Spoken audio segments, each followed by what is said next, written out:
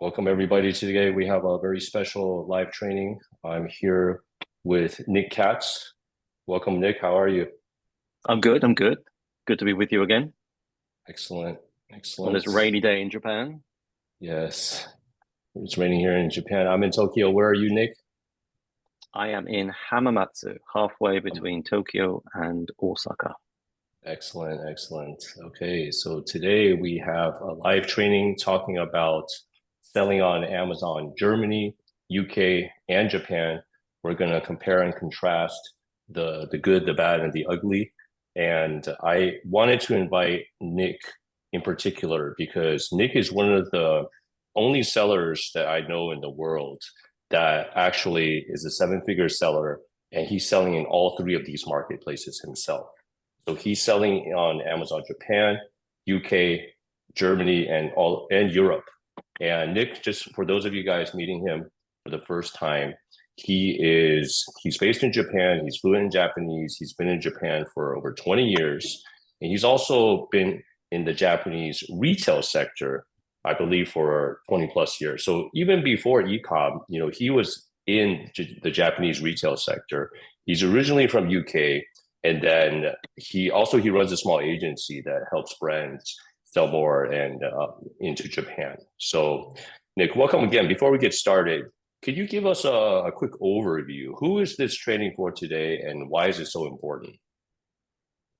So basically, this is a lot of people think that starting on a marketplace like Amazon Japan is very difficult. They're kind of worried about all the things they need to do.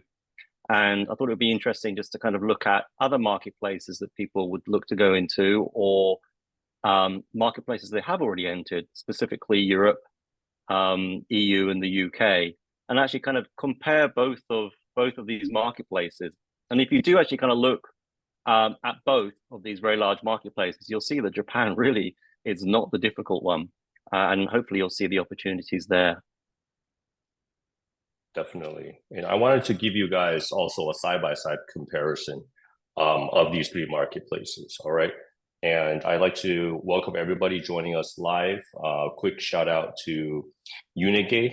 I see Sumine here. Welcome, welcome. Unigay is a Japanese import compliance company. So if you have any questions about importing into Japan, any compliance regulations, etc., they're an excellent source, and they are sponsoring our in-person event.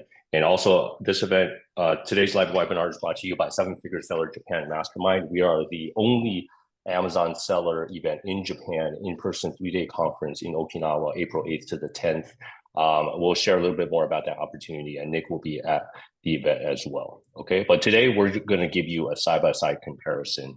And for those of you joining live, feel free to drop any questions in the chat. We'll have some time for Q&A at the end. Okay.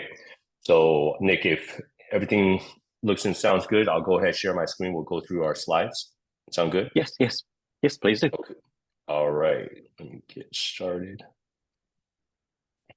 Although actually, Gary, I should probably mention, Yeah. because we've done Amazon Japan webinars beforehand, people probably know me as a seller on Amazon Japan. You did mention that I sell in Europe.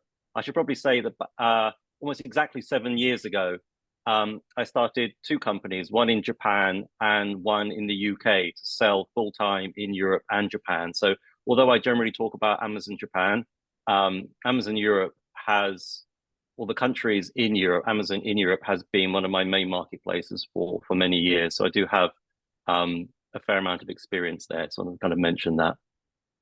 Excellent. And then one other interesting fact is that Nick, I believe, does not sell in Amazon US.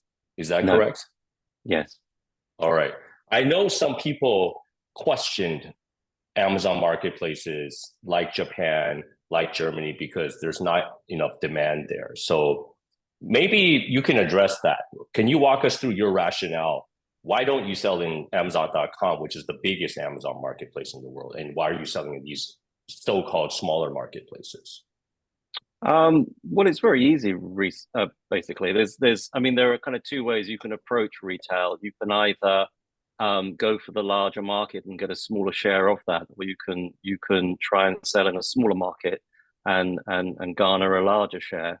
Um, obviously the EU and Japan, although compared to the US, would be considered as small, but I think anybody who knows, or if you look at a map, you can see how incredibly large they are.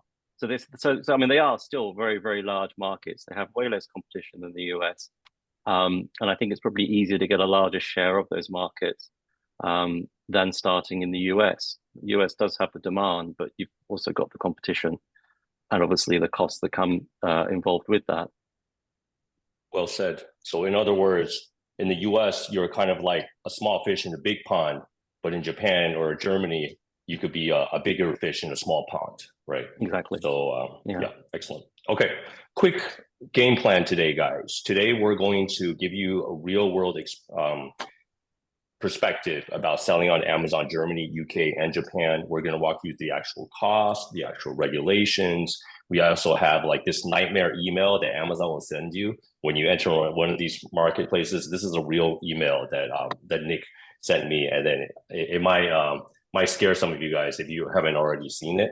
All right, and then we'll try to lay the facts for you guys, in front of you, so you can make a decision in choosing the right marketplace. Because I feel that I know a lot of sellers in the room, they want to grow their sales, but I mean, you can either launch new products, continuously, or you can decide to enter, other marketplaces using your existing products. And this may be higher ROI depending on what you're doing right now. So we can discuss that as well. And finally, we'll discuss the Amazon Japan opportunity. Okay.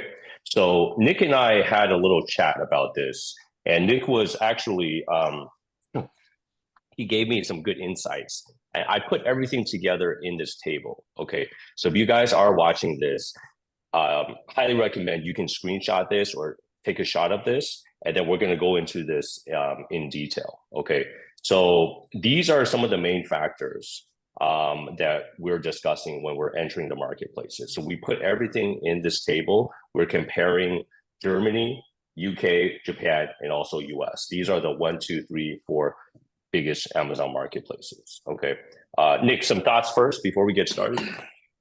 No. Let's get into it. Okay. So first off, in case you guys aren't aware, just in terms of the market size, okay, from 1, 2, 3, 4, okay, US is the biggest. Why don't, okay, you do, Nick, please, you give us the lowdown of this. Well, I mean, everyone knows obviously Amazon in the US is the largest marketplace, and then behind that there's Germany, UK, and Japan. It has always traditionally it was Japan was third. They've now kind of dropped down to fourth behind the UK, although a lot of that is actually currency based. So all these, obviously the figures that Amazon presents are in US dollars, and because the yen has fallen more than the pound, that's why Japan looks like it's the fourth. But I would always consider it to be equivalent to the UK, and in certain categories probably equivalent to Germany, and or bigger actually. So basically, if you're looking at selling in a marketplace outside of America, and you want to sell in a large marketplace, there really are only three: Germany, the UK, and Japan. I mean, those are by far. I mean, those three together are generally about the size, if not bigger, than all the other marketplaces put together. Okay, excellent. If you guys are joining us live, could you type in the chat which marketplace you are currently selling in, just so we have an idea of where everybody is. So go ahead and do that, and let's keep going. Okay. Next, I'd like to touch upon the competition level across the world. Nick, what do you think? You mean with regards to just the actual seller competition? Yes, we're talking about the level of the competition, like, in terms of the number of sellers in each marketplace. Yeah, the number, I mean, you could break it down as two things. So you obviously get the number of sellers, but you also kind of get the level of the seller. And I think that's probably very important, very pertinent to today's discussion. In America, not only are there a lot of sellers, the sellers are very good. There's lots of tools. Everyone has tools. Everyone knows what they're doing. The big brands definitely know what they're doing. They have dedicated teams. And the competition is very high because the products are very good. The branding is on point. They know how to run ads. They know how to target the customers well, online, offline. And when you move into the other marketplaces, like the three that we're particularly talking about today, Germany, UK, and Japan, it's a little bit different. So you will find better or more experienced competition in the UK purely because, and as you can see from the responses we're getting in the chat here, people are selling in the US, but then they do the US and Canada, then they do US, Canada, UK, maybe Australia. They stay within the English realm. So you do tend to get much more experienced sellers in those areas, certainly in Europe, the UK. And then, but Germany is a much larger marketplace, but for many reasons, and probably we will touch on them today, people are a little bit hesitant about entering Germany. So the level of competition there does tend to be a little bit lower. And then you get to Japan, where the level of competition is probably the lowest of all the large marketplaces. Not so much by seller count, but by experience. And for example, in Japan, many of the sellers, half the sellers are from China. Although the Chinese sellers are very good, they don't tend to have brands, and they're not so they don't have branding, they don't have brand registry or, in many situations. So they are much easier to compete against. They don't have like a global presence, so they don't have global reviews, for example. So competition wise, Japan and US are completely different, and Germany and UK are probably different in the same way that the UK does have a lot of good US brands and sellers there, whereas Germany doesn't. Yeah, absolutely. I was, I was speaking to to one of our partners, and they're actually giving a like a live training in China to a room full of like $80 million a year sellers, Chinese brands. I just spoke with the organizer yesterday. They were inviting me to give a talk to them, and that topic is exactly what Nick just addressed. Like the gap is branding for Chinese sellers. Like they want to learn. They're bringing in a Dutch branding agency, and they want to learn more about how to brand their Chinese brand in the US, like how to tell a brand story, how to create that, because that's definitely lacking from the Chinese seller side. So yeah, you really hit the nail on the head. I wanted to quickly address the comments in the chat, which marketplaces everybody's selling in. So Melissa is selling in US and Canada, Brian, US, Canada, UK, Dwayne, US and Canada, Annie, US and Canada, Chris, US, and Jenny, US, Mexico, Canada, Australia, and Edward is US, Canada, Mexico, and starting in UK. So you can see Canada, UK, English speaking world. Yeah. Yeah, This is but no, this is yeah. very post Brexit. Pre Brexit, we definitely would have seen UK, Germany. Yeah. But post Brexit, getting goods across the border is an absolute nightmare. So I can see why people are stopping at the UK. Yeah. Well, that's actually the next topic. I'm glad you touched upon that, Nick. Talking about regulations and compliance. Do we go through that email, the nightmare email right now? Yeah. Okay. So this is an actual email, guys, that Amazon will send you. I know the text is a little small, but this, Nick, tell people about this. Like, what happened here? When did you get this email? What do you have to do? Oh, this is a pretty regular email you get from Amazon. So Amazon would kind of, as the new regulations come in Europe, especially 2021, 22, there are a lot of changes. There's a lot more compliance involved. And Amazon would kind of send messages out saying you need to do this, you need to do that. Obviously, people weren't doing it. It's not easy. This kind of compliance. This is like a dedicated job for somebody. And so they started, I don't know how many months ago, probably a good year ago, just sending out like a list of all of them and the deadlines, kind of like, do your homework, do it. We're serious. And the problem with them is that not only is it very complicated, but it really depends on the products. Some of these regulations, everybody has to comply with. Every single seller will have to comply with. Some will have to comply depending on the type of products, specifically things like electronics, or if it has batteries. But some of the recycling ones, the one that everybody hates the most, are the EPR, the extended producer responsibility. EPR is essentially a recycling, is related to recycling. So the concept is that when you sell a product, you actually pay for the recycling of the product at the start so that there aren't any kind of costs later on.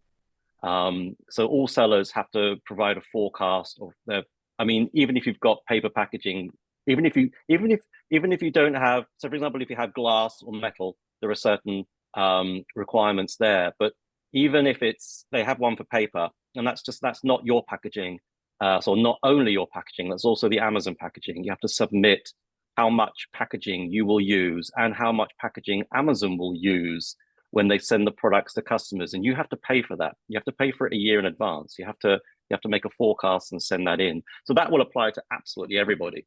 The whole process is quite difficult because a lot of these you can't do yourself. You have to have a service provider, which Amazon will suggest, but they just get inundated with people, and they just can't keep up. So you have to have a service provider, which you have to pay for, and you submit things to them. They will submit things to the authorities in the respective countries, and then you have to fill out the forecasts again on various, for example, Germany, the Lucid dashboard, and this is stuff that some things everybody has to do, some things you don't have to do. And the information provided by Amazon is not sufficient, and the support by the service providers is not sufficient, and it becomes a real minefield. For sure. Okay. And what about, okay, so this email applies to UK and EU countries because we see Belgium, Spain, yeah, it's Germany, mainly EU. It's mainly right? EU. So, Yeah. so we should probably say, obviously, post Brexit, EU and UK are completely separate. So the regulations in the EU these won't apply to the UK, but the ones that apply to the EU, it is country based. So, for example, the EPR I mentioned beforehand, that was Germany only, and you have to do all the submissions yourself through a service provider for Germany. But then last year or 2 years ago, they started it in France and I think Spain. But you don't have to do the submissions yourself for France and Spain. Amazon will do it for you, but you will still have to pay for it. But you do have to do it yourself if your business is from France or Spain. I should probably add that as well. So some of these are country based. There are ones just for France, just for Italy. So you kind of have to keep up on all of this stuff. It really is not easy. And that's what people, when they say selling in Japan is hard, it's like, oh my God, try selling in Europe. How does Japan compare? Do you get this email for selling in Japan? No, there's nothing in Japan. That's the whole thing. So although in previous webinars, we've talked about the regulations when you import, the kind of initial regulations when you import into Japan, there are things you have to do. You will have to speak to an importer. You have to speak to a freight forwarder and understand what you need to do. And they will ask you, and you will provide the information to them. And that will all get sorted at import. But they will take over that role. Once the goods are in Japan, you don't have any of these. I shouldn't say any. I haven't seen any specific categories that have these involved. I mean, there are, again, at import, for example, you have to have a special certification if your product has a plug, for example. But again, these are all at import. This is all sorted out before you start selling. The ones in Europe, this is ongoing. This is yearly, some of them monthly. These are things you have to keep on doing the whole time. And there are more and more regulations coming through as well, which makes it even harder. Yeah. So in other words, for Japan, all of the import compliance regulation, all that work is front loaded, like before you start selling, right? Before you actually do the first import, you got to do all the regulations, etc. Whereas in UK and the rest of the EU countries, this is ongoing. We saw like in the email, like, this thing is due in June, that thing is due in September, and next year the same thing, and the same thing, and this, that. The other thing is just ongoing. Is my understanding correct, Nick? No, that is correct. And it's not just the fact that it's ongoing, it's the fact that you have to use service providers to get certain things submitted. And the service providers, they can't keep up. Like even only yesterday, I submitted the EPR. So I submitted back in November last year, the EPR forecast, so the packaging forecasts, the paper forecasts for 2024. I got an email just yesterday evening, from the service provider saying, because my submission was late, they submitted my 2023 forecast, which is, it wasn't late. So I've emailed them and told them, but I probably won't hear back for weeks. This is what it's like. Speak to anybody selling in continental Europe, and you will hear this story from everybody. It's just really, really hard, just because the systems are not in place to handle the load. I see. Okay, excellent. And we also have Unigate in the room. I believe I saw Sumane, Atil, and Adam in the room. So if there's anything that you guys would like to add about the Japan regulations compliance, I mean, is our understanding correct, guys? Basically, let's say if I'm importing a toy product or like a health and beauty product into Japan, all of that compliance, work regulation is all front loaded. We just got to do it first. It might take some time. It might be high effort. It might be low effort, depending on the product. But basically, once we finish it, it's out of the way. We don't have to worry about this ongoing and hire like a service provider for what you have to do in Europe. Is that correct? Hi, Gary. And this is Atil from Unigate Japan. Hi, Atil. Yes. And thanks for Nick for sharing his invaluable experiences. So yes, basically what you said is correct. In Japan, you need to make sure that all your items are compliant, and you need to make sure that everything is legally correct. And as Unigate, we also help with those. So if you need any assistance, we will be always. Definitely. And just now, Mr. Toshitaka just joined. Do you want to add? That's why we were. Hi. Good morning, Toshitaka. Welcome. Glad you can join us. Okay. We have a question in the chat from Chris. Chris asks, do these compliance issues apply to products produced in country? And then Nick asks for Japan or EU. Chris, would you I wasn't like quite sure which one he was referring to. Yeah, elaborate. Feel free to unmute yourself if you like, Chris.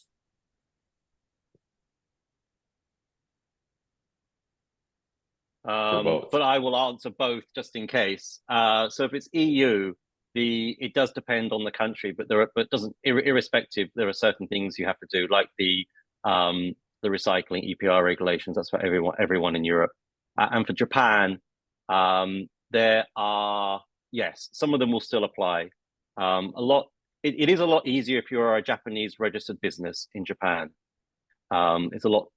It's a lot easier to import and do various things. But yes, there are certain compliance that has to be done irrespective whether you're in Japan or not. Okay. Okay, Lenny asks, are packaged shelf-stable foods difficult for Japan or for Europe, Lenny?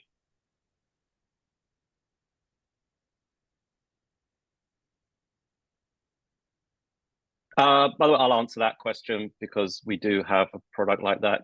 Yes, it's not that difficult, actually. It's quite a good market. Okay. Jay-Z asks, what are the label requirements to sell in the EU? Do we need to have the label in all EU languages, French, Italian, Spanish, etc.? I'm not quite sure what products do you mean? That's probably not something that I'm able to respond to. Yeah. Okay. Although, I mean, but for Japan and for certain products, because Lenny mentioned about the foods, shelf-stable foods, you will have to have a Unigate can definitely tell you a lot more about this. You will have to have a label on the products in Japanese in a certain format. But that could be added and sent into Japan before it arrives. And that has to be in Japanese. Sorry, is what I mean. Okay, Jay-Z said personal care and supplements. Those are the categories. Okay. Personal care and supplements. Yeah, supplements. You will have to have a Japanese label on the product. But it's actually it's kind of okay if it's slapped onto the product, because every product sold in Japan, most foreign products, Japanese people are used to seeing this Japanese label that's added onto them. But this is probably something for Unigate. Yeah. Okay. And Dano asks, what would be the cost estimate to get a certification for a beauty product? Go on, Toshitaka-san.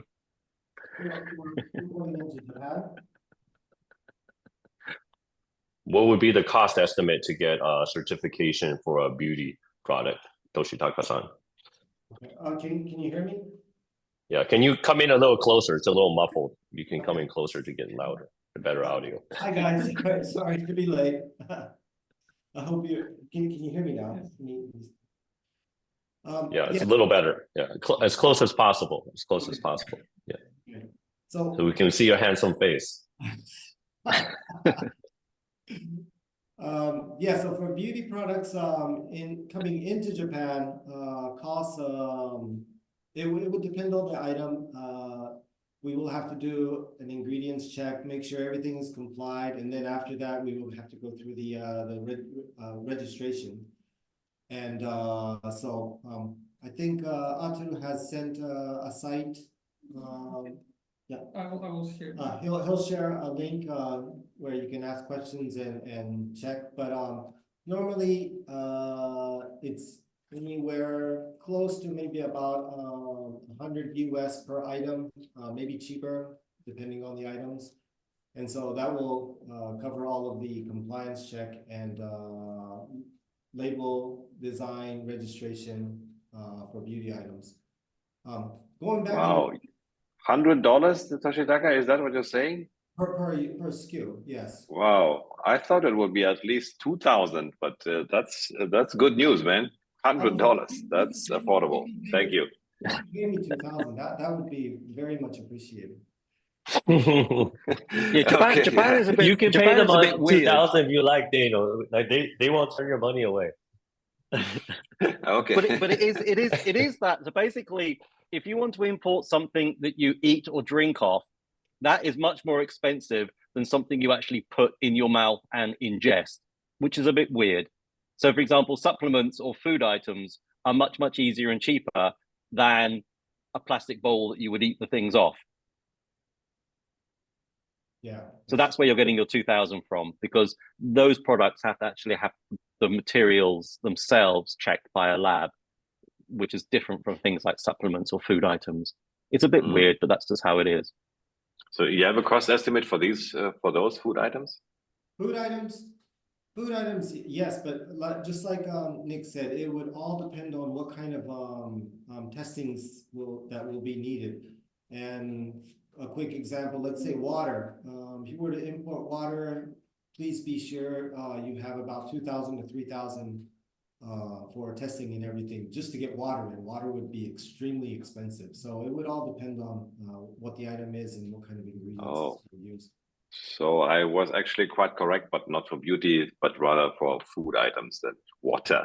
That's where you come up to 2,000. Okay, good to know. Or a water bottle that you put the water in. Yeah, true.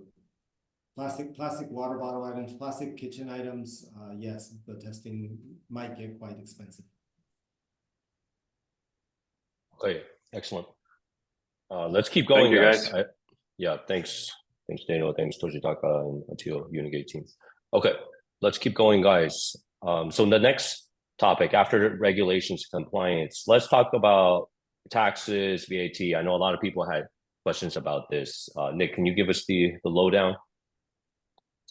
Okay, obviously I'm not a licensed tax professional or an accountant, but unfortunately this is something that you have to deal with as an Amazon seller, as everybody knows. So taxes in Europe can be quite high. Certainly VAT can be high. On the low end, it's Germany, which is 19%. During COVID, actually went down to 16%. The UK, 20%, Italy, 21%. I think Poland's about 23%. I think 23 is about the highest, or Holland maybe 23, 24.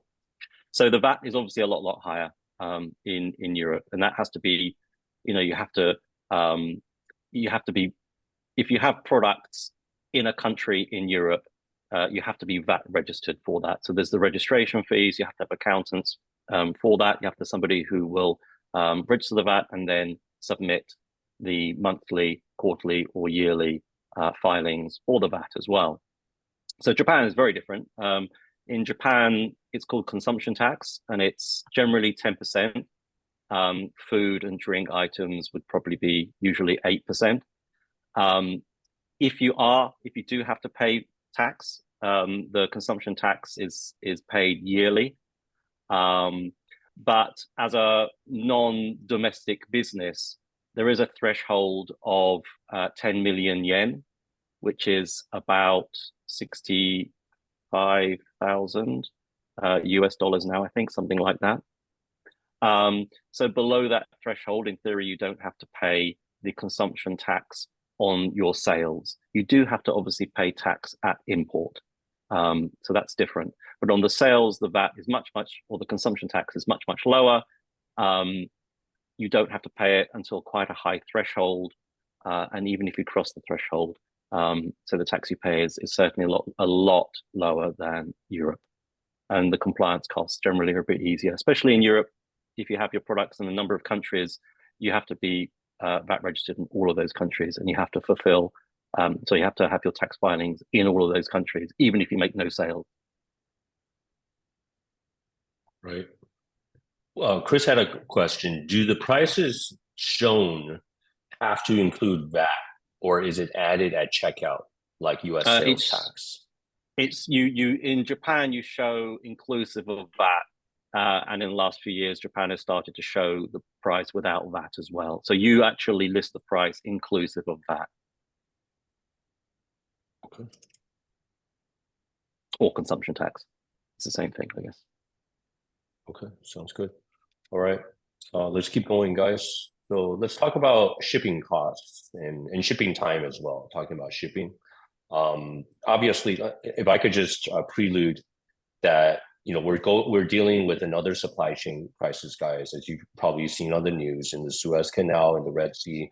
Literally, there's Houthi pirates, they're firing missiles at container ships in the Suez Canal and Red Sea. So if you're selling into Europe, this is causing a big disruption in the cost of containers. We're seeing costs 3x, 4x since December, as well as the additional lead time, because the ships, previously the Suez Canal is kind of like a shortcut from Asia to Europe.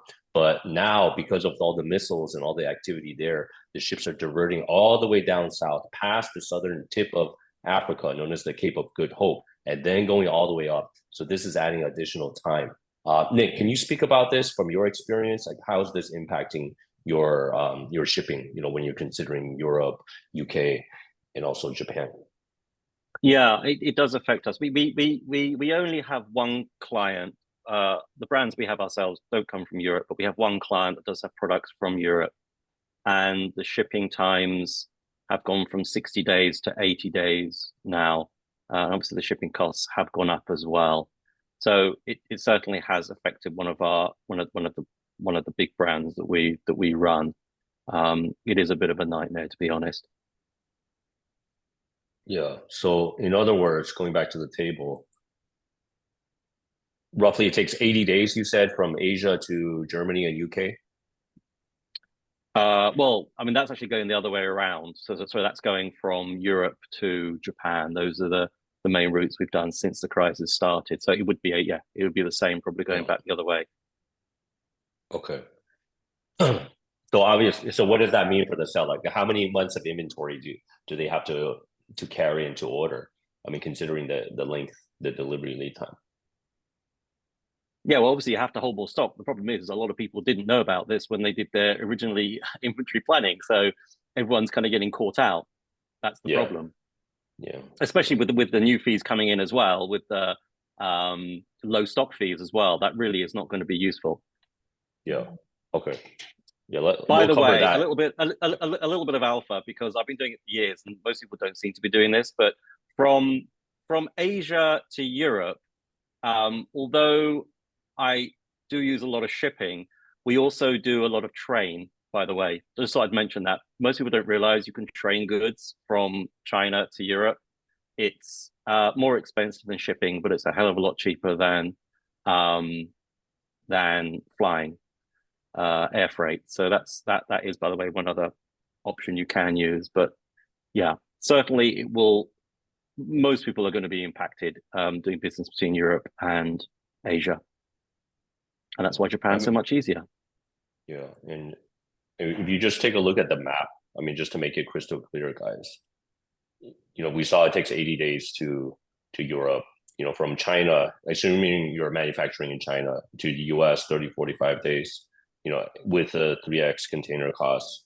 I mean, Japan is literally, it's China's neighbor. So you don't have to be a rocket scientist to figure this out, right? I mean, shipping is going to be closer, it's going to be faster, it's going to be cheaper, right? Less fuel involved, less time. So that means you can cut down on your cash flow, you know, how much your inventory you're holding in stock. I mean, last year we did a live training with Brandon Young and his community. This was like a light bulb moment for him. I mean, he's an 8-figure seller in the US, and selling to Japan, you can really cut down on your turnover and your cash flow. So I think that's a big advantage not a lot of people are aware about.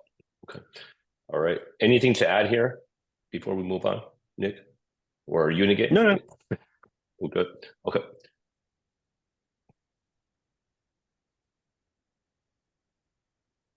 Okay, let's talk about the review thresholds then. I mean, talking about competition, Amazon, obviously reviews are key. Can you give us an overview in your experience, Nick, comparing Germany, UK, Japan, US?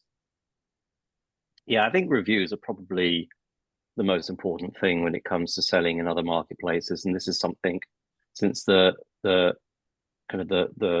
global reviews, the synchronized global reviews that started a few years ago, has really helped the larger brands on Amazon or the sellers in the US who can rack up a lot of reviews, and they can take those reviews when they launch. If they launch with the same ASIN, please, everybody launch with the same ASIN. Do not change your ASIN. If they launch with the same ASIN, they will instantly start with the same reviews that they had in the US. Although actually the way that the reviews show, it's actually the score, the actual star rate, the stars, is actually weighted towards the marketplace. So if you're a seller in the US and you have, say, 1,000 reviews, and you launch in Japan, you'll start with 1,000 reviews. But as you start getting reviews in Japan, the Japanese reviewers, their actual rating will be weighted more in Japan. So you'll see a different number of stars in the two marketplaces, although the actual total will be the same. So obviously Japan, I say obviously, I think most people do know Japanese products generally have less reviews.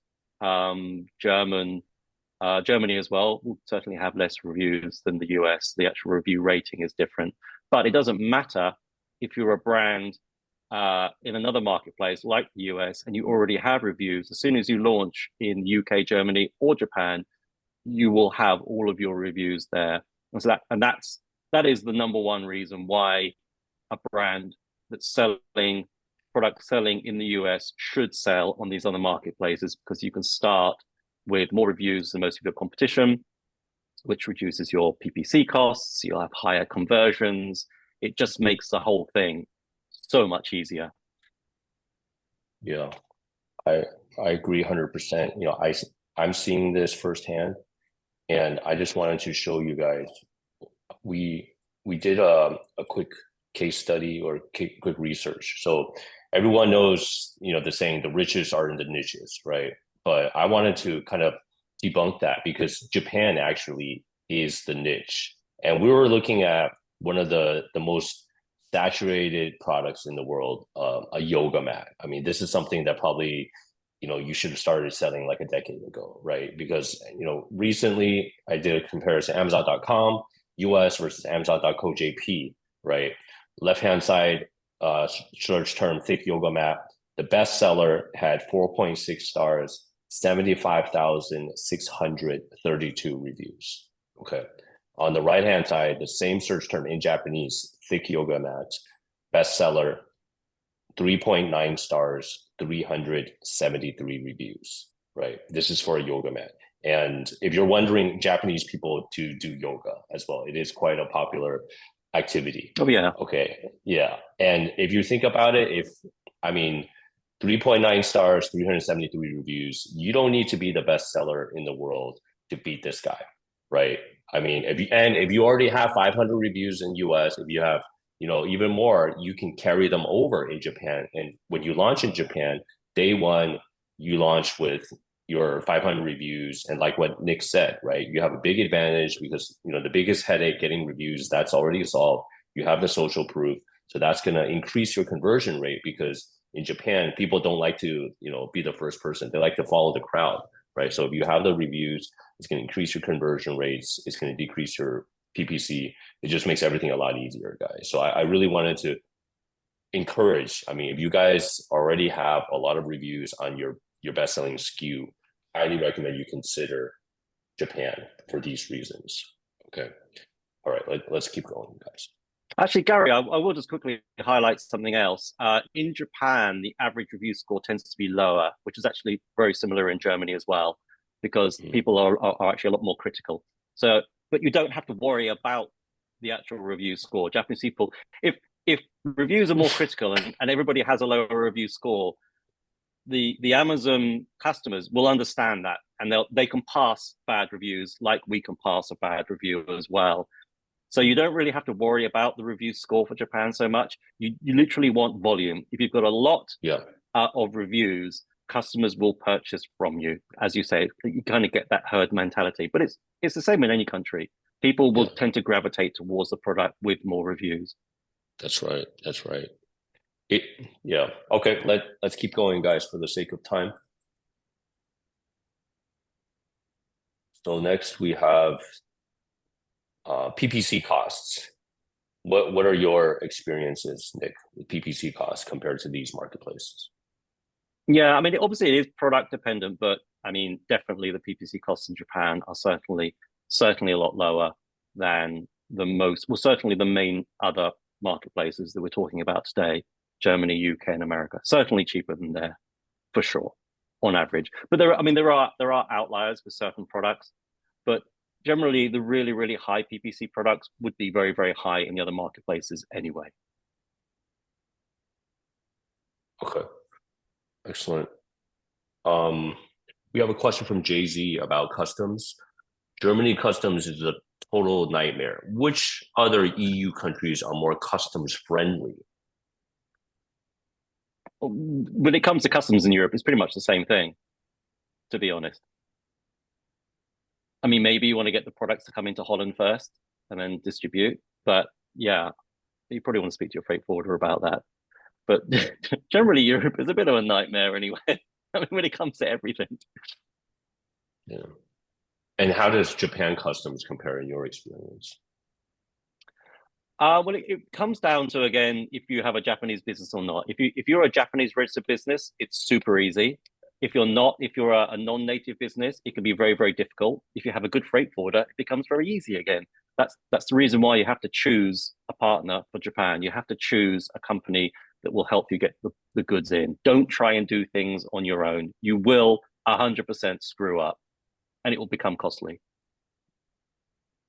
Yeah, we actually did a separate live training about this topic, about the recent Japanese customs rules changes. And, I mean, basically, like, what should we say? I mean, Unicate, what should we say if people have questions about Japan customs? I mean, besides talk to Unicate, I mean, what is there a general rule of thumb? Like, let's say, I mean, I'm assuming everybody watching this does not have a Japanese company. They probably have a foreign LLC or like a UK company, etc. What rule of thumb would you advise them, Unicate? Yeah, just like Nick said, customs and the custom brokers, they want to be, they don't want to be held for anything responsible. So they'll do whatever is needed to do, but they're not really your friend. If you have somebody, a company, a partner in Japan, they can be your friend. They can talk, for you, and they can make sure that all the items are complied and accurately explained to customs so that it will go through. If there's any doubt that customs has, they'll just keep asking questions and you're going to have a nightmare. That's where you need your friend to really help out. Okay, excellent. All right, let's talk about Amazon fees, right? Recently, Amazon, they instituted a whole new round of fees. They amended their old fees. A lot of sellers got caught with their pants down in Q4. They got a nasty surprise, like a big bill thousands of dollars from Amazon, and these fees are being amended. Before we weigh in from Nick's perspective, I wanted to highlight a recent training that we did with Chelsea Cohen. She runs SoStock. They're one of the leading inventory management service providers. That she works with a lot of 7 to 8 figure Amazon sellers. So she is very knowledgeable when it comes to FBA fees. And then we did a recent webinar about the new FBA fees. Okay. I just like to highlight the 3 biggest new ones. One is the inbound placement fee. So basically, Amazon now, they want you to not just import into one fulfillment center, but several fulfillment center. And then they will charge you more fees if you only do one fulfillment center. Okay. There's also the low inventory level fee. So they don't want your inventory to go too low. Otherwise, you might sell out. So they're like using a fee to kind of encourage you to carry enough inventory so you don't run too low.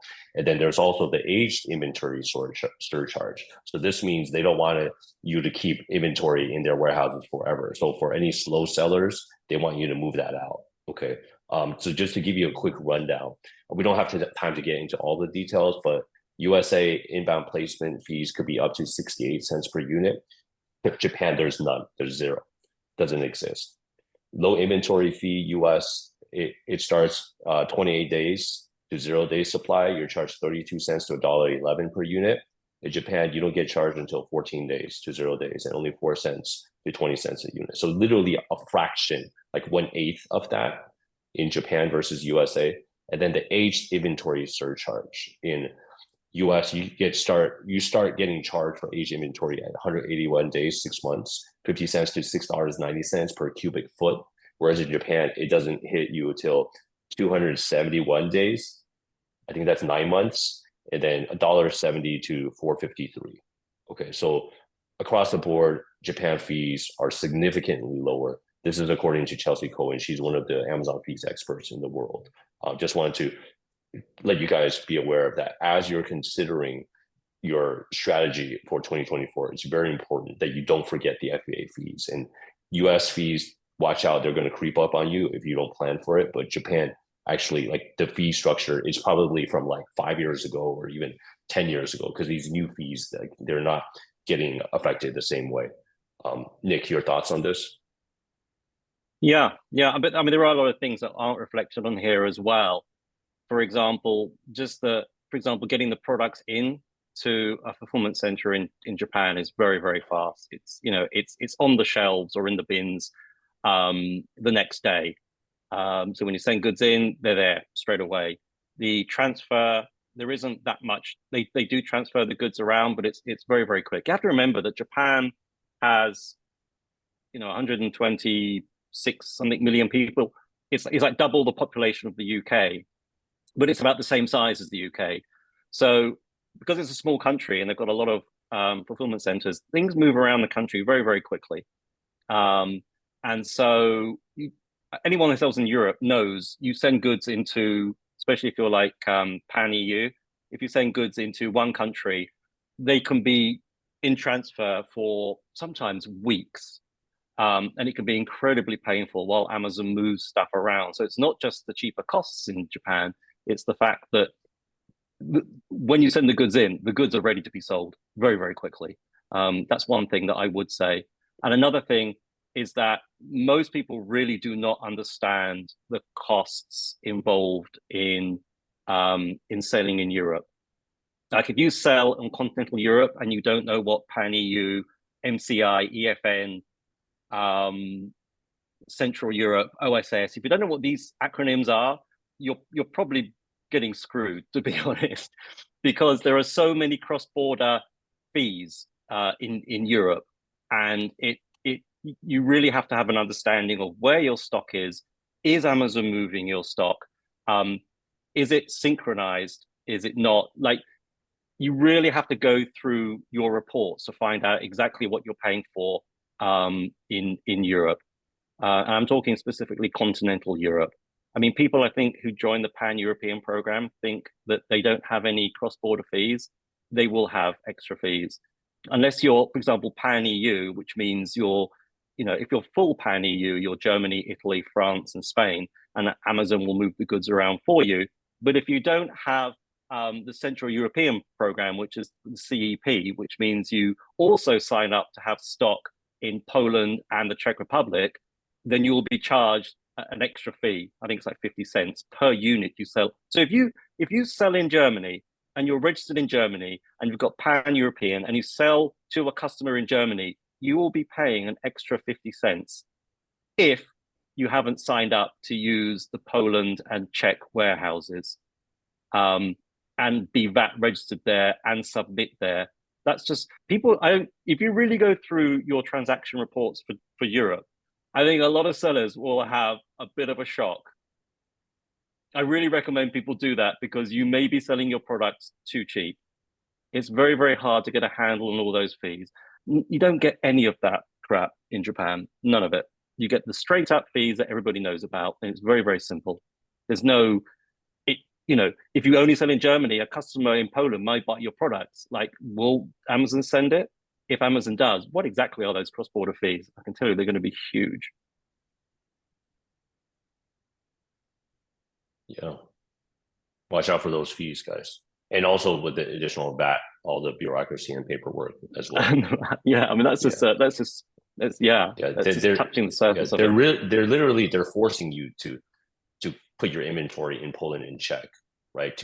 Otherwise you get hit with if you want to sell in Germany, yes, yeah. they want people, yes, they want the inventory there. And if you don't do that, and even if you're only selling in Germany, it doesn't matter. You will pay an extra fee per unit. They're pretty much forcing you. So basically in Europe, if you want to sell in Europe and you want to have as few fees as possible, you have to be VAT registered and submit your VAT regularly in at least 6 countries, and then you will still pay extra fees if it goes to a country outside there.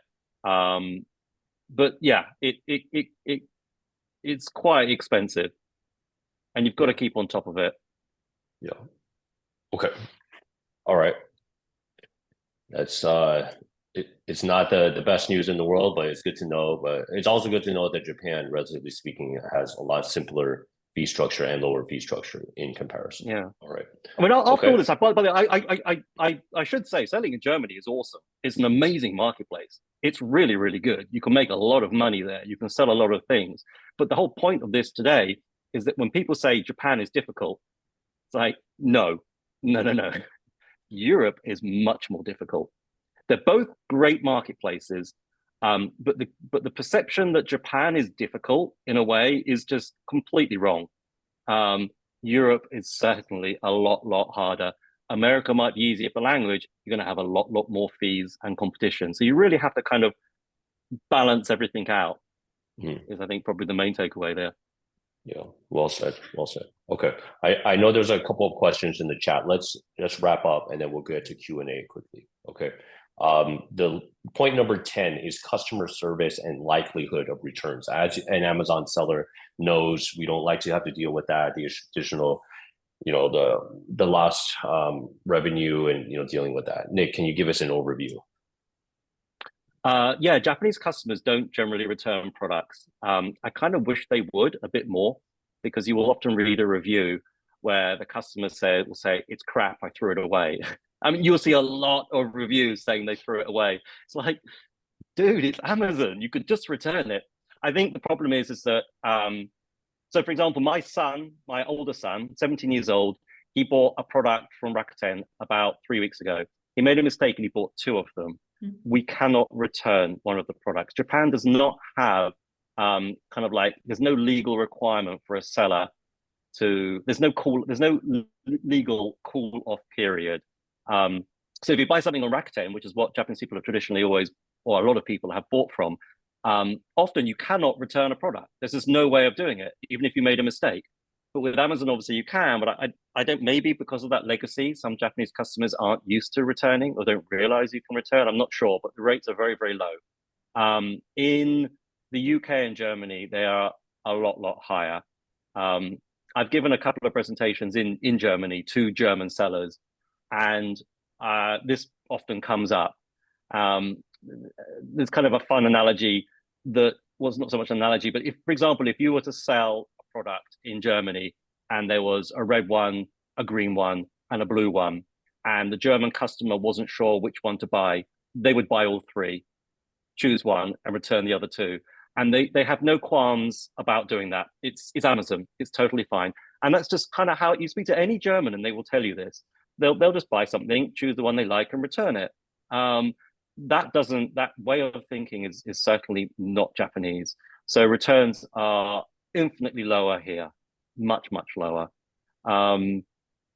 than certainly Germany. UK people are, they're a bit more savvy. They will also return products, and they'll return products for the reason where they know they can get free.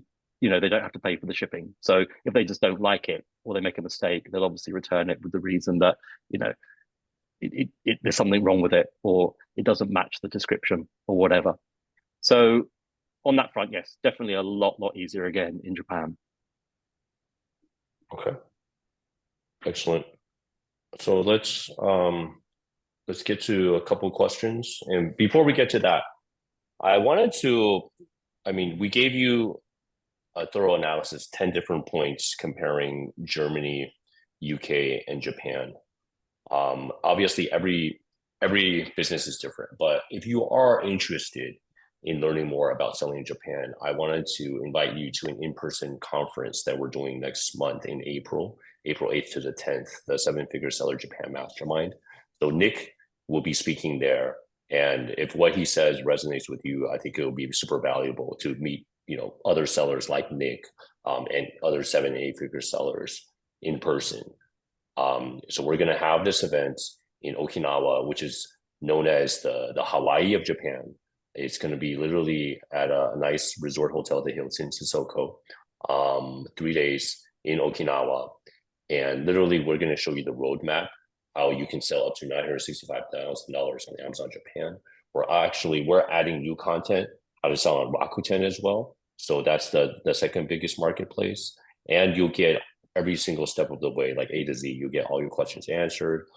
Import compliance, Toshitaka and his team will be there to answer all your questions. You'll have opportunities to ask about localization, translation, packaging, setting up a company, or even something like external marketing, line strategy, right? Building an audience. So we'll have a great time, both 2 days conference in classroom, and third day is the fun day. What we call the fun day is like going to the real world in Japan. I always like to give everybody a taste of Japanese culture. Okinawa is blessed with abundant beaches, so you can go snorkeling, kayaking, aquarium. Also, I wanted to take you guys to a local Japanese shopping mall. So you'll be able to witness, if you're selling in the pet category or the baby category, health, beauty, supplements, you'll be able to see exactly what sort of products Japanese people buy, how the packaging is, how the translation is, or if it's an imported product, what kind of sticker they put on. So this will all be a 3-day event that you can attend in Japan, Okinawa, April 8th to the 10th. I'll drop the link in the chat for you guys to check out, and then we can get to Q&A. All right. Nick, why should people go to Okinawa, in your opinion? Well, one, it's bloody lovely. It's an absolutely beautiful place to go. It's very relaxed. It's just the best place you could possibly go for a conference, I think. I spend a lot of time going. If I want to chill, I go to Okinawa. Put it there. Pretty much everything you said. It's like a little Hawaii. It's very unlike the rest of Japan. People in Okinawa are very nice. They're very relaxed. The food is great. The atmosphere is very, very different. Okinawa didn't used to be Japan, part of Japan, going back many years now, but it has a very, very different feel and culture. But it is still Japan. It's kind of like going to Hawaii and thinking you're in America. I mean, you obviously are in America, but it has a very different vibe. Yeah. And Amazon even delivers to Okinawa. I mean, I lived in Okinawa, my family and I, for 2.5 years during the pandemic. That's the beauty of Amazon, because they deliver to all of Japan and it's super convenient. I was able to get all of my work equipment, my standing desk, my lights, my setup, my home office, my home theater, it helped us survive during the pandemic. I mean, it just shows how prevalent Amazon is. Okay, so I dropped the link in the chat. Let's get to some Q&A, guys. 7-figure seller, japanmastermind.com, guys. Okay. Nick, do you still have time? I know we're over time, or do you have to run? It's okay. It's okay. It's okay. Okay. Let's get to some Q&A. Jay-Z had an earlier question. Besides European fulfillment network, how can we remotely sell to EU using our UK FBA inventory? Nick, I saw you already replied. Do you want to recap? Yeah, moving goods across the border is very, very difficult. I've done it several times. I don't do it anymore. It was just so we sell in UK and continental Europe, but there are some products we have in one and not on the other. So initially, I intended just to move the goods across. You have to kind of have an agent who will do it on your behalf. So you have to pay for the service provider as well as moving the goods. Amazon joined up with Avast about 2 years ago. I was started when the program was in the beta stage. And so you can kind of register through Avast to get goods moved. But I've had goods lost, and I don't know. Avast wasn't handling it very well. So I would just send the goods across, just like one time and or from your supplier. One way you can do it is if your supplier is in China, they send the goods to Belgium and then split the goods to UK and one of the warehouses in Europe. So for example, you could do Germany and then you could use the EFN. But the problem is if people don't know, EFN is where you put your stock in one of the continental European warehouses and Amazon will sell the goods to other countries, but you will have to pay cross-border fees and they are incredibly high. So it's probably very difficult to make a profit using EFN, I would have thought, unless you really just try and focus on that country. So for example, send the goods to Germany to only sell in Germany. But even then, you would still, to really reduce your costs, you would also have to register for the Central Europe program as well. So it gets a little bit complicated. Okay. So there is something called MCI, which is multi-country inventory, which is where you send your products into each of the countries you want to sell in. Like you say, you'll send them into Germany, you'll send it into Italy, and you'll send it into France. But there's no synchronization. So if your stock runs out in Germany, it won't be moved by Amazon. EFN, it will be moved. But it means you can just kind of focus on certain marketplaces, and then you can kind of tell Amazon not to ship outside that marketplace to another country. So you can kind of, often people in Europe will end up just focusing on certain countries. If you try and do the whole lot, we do all the countries in Europe, it can get quite complicated and expensive because if the goods are in another country, you have to pay, you have to be VAT registered. And if you're not VAT registered, so you move the goods, you've got to pay these cross-border fees. And the cross-border fees to countries like Italy, from Germany to Italy, for example, is incredibly high. We're talking several euros. It could be way more than the profit you make on the product. Excellent. Yeah, I mean, Thank you. This could be a whole discussion. That could be another training for another day. It's you just have to read all the help docs on Amazon. Yeah. Okay. And Anj, sorry if I mispronounced your name, asks, what software can help assess likely demand in Japan?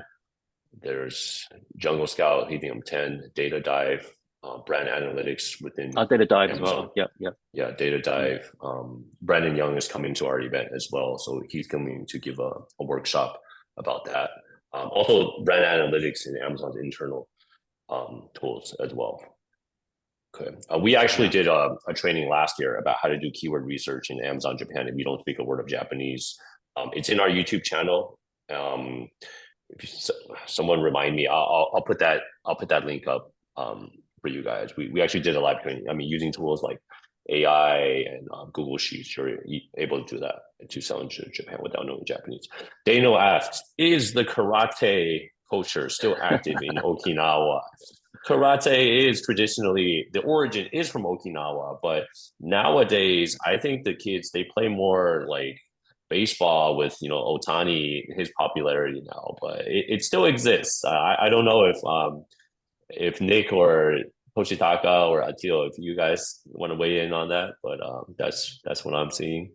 I see. And Well, I mean, you will notice in the Tokyo Olympics that Japan did choose karate as one of the extra sports to put in, as it one of the should, demonstration sports. yeah, as it should. Yeah, I think the U.S. chose baseball, right? I mean, Yeah. China would Japan choose chose like karate. kung fu or ping pong. I mean, that's But the but they also chose climbing, surfing, and skateboarding as well. So I mean, although skateboarding yeah. is big here.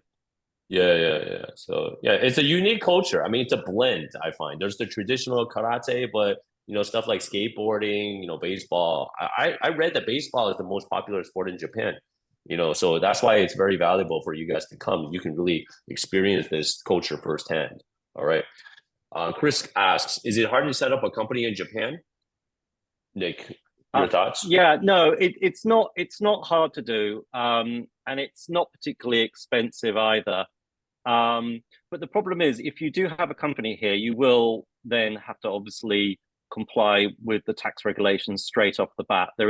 You will have no more the 10 million threshold that I mentioned beforehand. Even if you don't have to pay any tax itself, you still have to submit tax. So you will need to have an accountant, and there are lots of other things you will do. There are accountancy companies in Tokyo that will specifically do this for you, but you might find it could be a little bit expensive. So I wouldn't necessarily start off that way, but you might want to go down that route later on.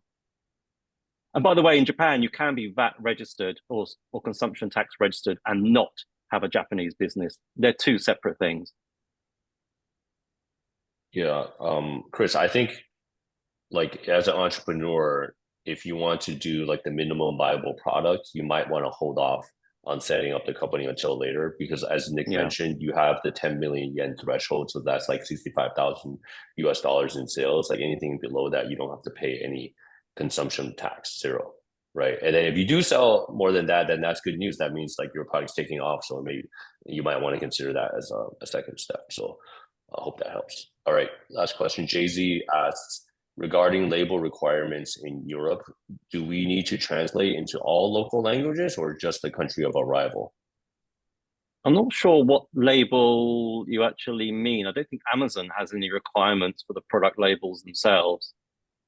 You're not talking about the FNSKU, I assume, or are you? I don't actually know. If you're talking about the FNSKU, then I don't think there is a language requirement. I think you can use any language. Okay. All right, excellent, guys. Labeling requirements on the products. Jay-Z, if you want to unmute yourself quickly. I don't know.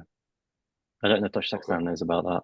Yeah, so in our case, we import our items through Italy because we have a registered company there, and we do all the compliance check and everything in Italian. So we need to have Italian labels for beauty products and food items. Now, after going into Amazon, the European rule says you need to have it in all languages that the country is going to be selling. But for some reason, Amazon told us differently. They said it doesn't matter. And so we're going with the Amazon rule at the moment. We're getting everything imported into Italy with Italian labels, going into Amazon, Italy FBA, and then from there, it's going into the other European countries without the language. And at the moment, I haven't had any issues, but I don't think that's the rule of thumb, but that's what we're doing.